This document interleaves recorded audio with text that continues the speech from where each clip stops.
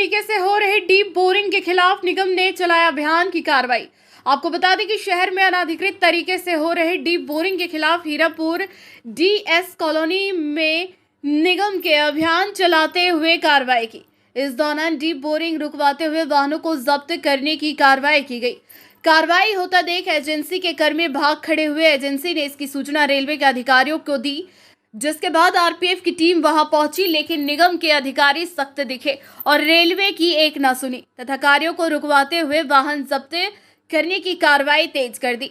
मौके पर सहायक नगर आयुक्त प्रसून कौशिक सहित निगम के अन्य कर्मी और एनफोर्समेंट की टीम मौजूद थी। इस दौरान आरपीएफ इंस्पेक्टर ने रेलवे के डिविजनल इंजीनियर टी सोनोवाल से सहायक नगर आयुक्त प्रसून कौशिक की बात भी कराई, लेकिन वार्ता विफल रही।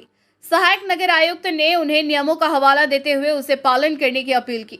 पूरे मामले पर जानकारी देते हुए सहायक नगर एक प्रश्न कौशिक ने बताया कि किसी भी एरिया में सरकारी हो या गैर सरकारी, अगर बोरिंग करते हैं तो निगम से अनुमति लेना आवश्यक है, अन्यथा पकड़े जाने पर बोरिंग कराए गए स्थल को भरने का भी प्रावधान है।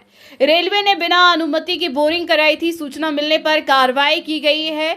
उन्होंने बताया कि पहले से ही रेलवे पर करीब 8 करोड़ रुपए पेयजल आपूर्ति के बाकी है, लेकिन रेलवे द्वारा अभी तक बकाया राशि का भुगतान नहीं किया गया है और अनाधिकृत तरीके से बोरिंग कराई जा रही है। जो एजेंसी के द्वारा बोरिंग की जा रही है वह एजेंसी भी निगम में रजिस्टर्ड नहीं है। एजेंसी को चिन्हित कर उसके खिलाफ विधि समस्त कार्रवाई की जाएगी। सबसे पहले आपको स्थिति से अवगत करा देते हैं। सबसे पहले उसमें भी प्रावधानों से झारखंड नगर पालिका एक्ट 2011 है, उसका सेक्शन 209 बोलता है कि किसी भी शहरी निकाय के क्षेत्र में, और यहाँ के केस में जो ये है धनबाद नगर निगम के क्षेत्र में, शहरी क्षेत्र में किसी भी तरह की डीप बोरिंग, ट्यूबवेल और इस तरह के काम को करने के लिए किसी भी संस्था या व्यक्ति को नगर निकाय यानी यथा हमारे केस में धनबाद नगर निगम से जो है पहले से ऑथराइजेशन चाहिए होता है। ये जो क्षेत्र है ये भी धनबाद नगर निगम क्षेत्र में आता है और रेलवे के प्रीमाइसेस में ये डीप बोरिंग हो रही है, लगभग 6 इंच का और ये 240 फीट तक बोरिंग कर ली गई है। तो चूँकि ये अनऑथराइज बोरिंग है तो हमारे झारखंड म्यूनिसिपल एक्ट 2011 से जो निहित शक्तियाँ हैं नगर निगम में, उसका एक्सरसाइज करते हुए हम लोग जो है प्रोसेस शुरू किए हैं और उसमें इसको स्थगित किया जा रहा है, इस बोरिंग के काम को। तो आप लोगों से क्या परमिशन नहीं लिया गया था? जी नहीं, रेलवेज़ ने किसी तरह की परमिशन नहीं ली हमसे। आपके पास किसी प्रकार की कोई जानकारी? जी नहीं। तो अभी आप क्या करेंगे आगे?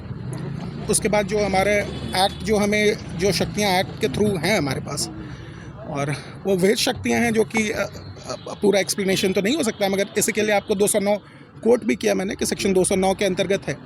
तो चूँकि ये नहीं हुआ है और उसके बाद जो आगे की कार्रवाई हम करेंगे उसमें सबसे पहले ये होता है कि ये जो बोरिंग मशीन है, ये इनके खुद के पास जो ये एजेंसी है उनके भी पास अथॉरिटी नहीं है बोरिंग करने की, ये पंजीकृत नहीं है हमारे पास। एजेंसी की और रजिस्ट्रेशन करने की जरूरत है, उनका पंजीकरण भी नहीं हुआ है, तो ये ना ही बोरिंग के लिए ऑथराइजेशन जो है प्राधिकार लिया गया है, ना ही जो एजेंसी कर रही है उसके पास हमारे निगम क्षेत्र में निगम के द्वारा पंजीकरण किया गया है। तो ये दोनों चीज़ों पे जो हैं ये चूक चुके हैं और उसके बाद जो है वो शक्तियाँ बाकी जो हैं हमारे वरीय पदाधिकारियों के साथ निहित हैं। तो ये रेलवे के किसी अधिकारी से आपकी वार्ता? जी नहीं, अभी तक रेलवे ने हमें किसी तरह की सूचना नहीं दी है और ये हमें हमारे आकस्मिक सूचना तंत्र जो माध्यम होता है हमारे आपसे, इनसे उनसे जो है वो पता चला है, या हमारे फील्ड में हम चूँकि शहरी निकाय में काम करते हैं तो हम फील्ड में हमारे लोग हमेशा रहते हैं, 24 घंटे लगे रहते हैं, तो उसी दौरान ये हमें पता चला। और एजेंसी वालों को कहना है कि रेलवे से परमिशन लेके हम कर रहे हैं, यहाँ पे पानी की एजेंसी ने रेलवे से परमिशन लिया होगा, रेलवे को हमसे मैंडेटरीली परमिशन लेना चाहिए। जो मैंने आपको बताया कि 209 में ये करना है, वो केवल ऐसा नहीं है कि सिर्फ रेलवे संस्था हो या कोई व्यक्तिगत काम हो। रेलवे को नहीं लगा कि हम परमिशन ले सकें, क्या लगा? ये रेलवे अधिकारी आपको ज़्यादा बेहतर जानकारी अभी दे आप सकते लोग हैं। जब्त कर रहे हैं ये दोनों गाड़ियाँ? ये अभी हमने ये दोनों गाड़ियाँ जो है वो जब्त करेंगे।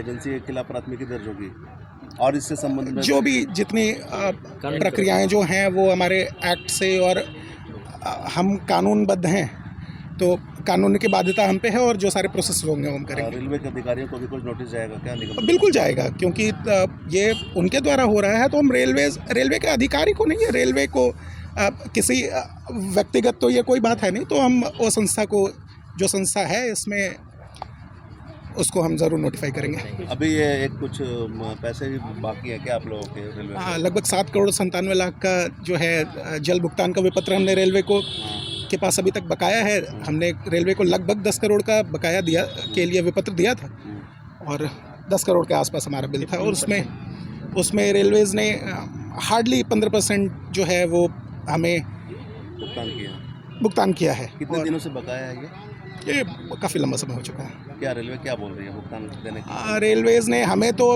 रेलवे के वरीय पदाधिकारी जो हैं वो हमारे निगम के कार्यालय में आके उन्होंने ये बातें की थी, मगर बाकी वो प्रक्रिया क्यों रुकी हुई है रेलवे बेहतर जानकारी देगी। हमारे तरफ से ये ज़रूर स्पष्ट करना चाहेंगे हम कि हमने रेलवे को 8 विपत्र दिए थे, जिनमें से 4 का रेलवेज़ ने भुगतान किया है, और 4 विपत्र जो कि लगभग 7,97,00,000 से कुछ ज़्यादा हैं, उनका भुगतान अभी भी बाकी है। बता दें कि जल संचय को रोकने के उद्देश्य निगम द्वारा अनधिकृत रूप से की जा रही बोरिंग पर रोक लगी है। म्युनिसिपल एक्ट 209 के प्रावधानों के अनुसार किसी भी एरिया में बोरिंग करने पर निगम से अनुमति लेना अनिवार्य है। एक्ट 210 के अनुसार बोरिंग को भरने का भी प्रावधान है। निगम के अनुसार बकाया राशि को रेलवे द्वारा नहीं दिया जा रहा है और अनधिकृत रूप से बोरिंग कराने पर रेलवे को भी नोटिस भेजी जाएगी। अब रेलवे पूरे मामले को संज्ञान में लेते हुए क्या निर्णय लेती है और बोरिंग हुए स्थल को भरने को लेकर निगम द्वारा क्या पहल की जाती है,